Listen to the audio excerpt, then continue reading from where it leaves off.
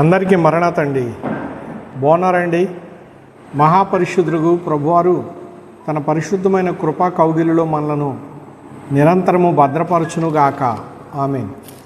ప్రియమైన స్నేహితులారా, సర్వలోకనాథుడు యేసుక్రీస్తు ప్రభువారు నిరంతరము మనలను ఆయన కాచి కాపాడుకొనుచున్న మహాదేవుడు.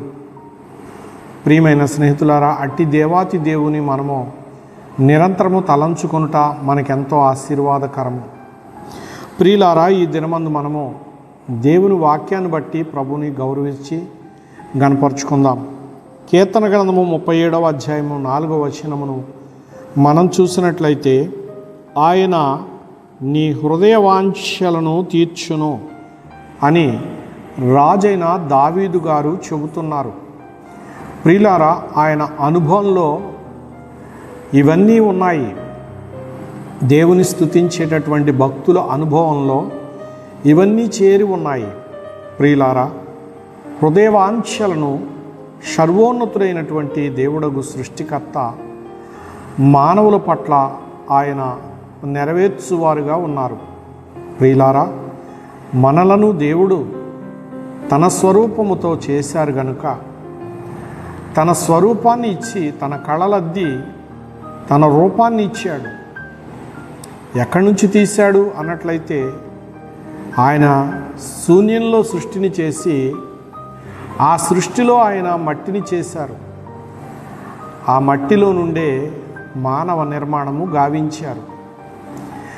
ఈ యొక్క మట్టి బొమ్మ అయినటువంటి మానవునికి హృదయాన్ని పెట్టారు. ఈ హృదయానికి కొన్ని వాంఛలు ఉన్నాయి, కొన్ని కోరికలు ఉన్నాయి. ప్రియులారా, భూలోక సంబంధమైన కోరికలు, పరలోక సంబంధమైన కోరికలు. ప్రియమైన స్నేహితులారా, మీ కోరికల్లో న్యాయం ఉన్నట్టయితే ఆయన తప్పక వాటికి పరిష్కారం చూపించువారై ఉన్నారు. ఆయన హృదయవాంఛలను నెరవేర్చువారై ఉన్నారని దావీదు మహారాజు గారు దేవుని హృదయవాసి అయి ఆయన సాక్ష్యమిస్తూ ఈ సంగతిని మనకు తెలియపరుస్తూ ఉన్నారు. ప్రియ స్నేహితులారా, ఈ కడవరి దినాలలో మీ హృదయంలో ఏమున్నదో దేవునికి తెలుసు.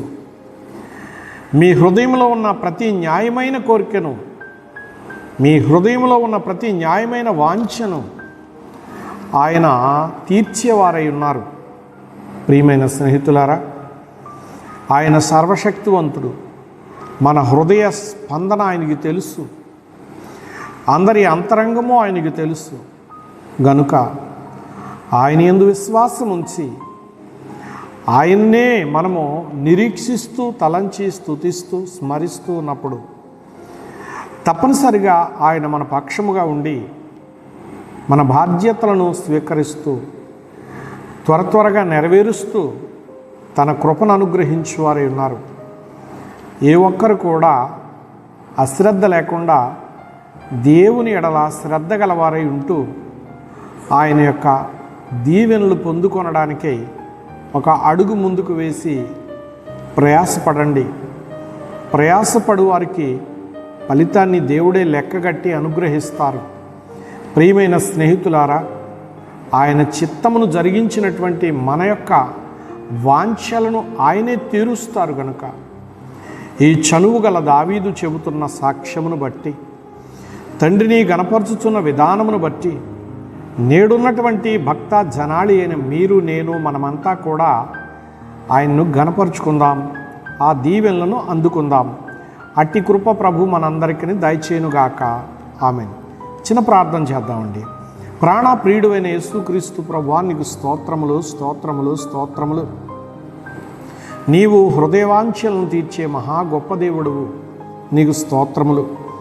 ఎవరి హృదయంలో ఏ విధమైన వాంఛ కలిగి ఉన్నారో అందులో ఎంతటి న్యాయం ఉన్నదో నీకు తెలుసు కనుక ప్రతి అంతరంగము ఎరిగిన మహాదేవుడువు.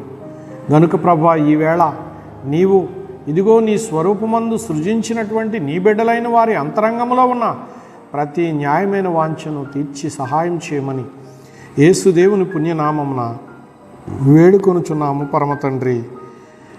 ఆమేన్. ప్రభు కృప మనకు తోడైండుగాక.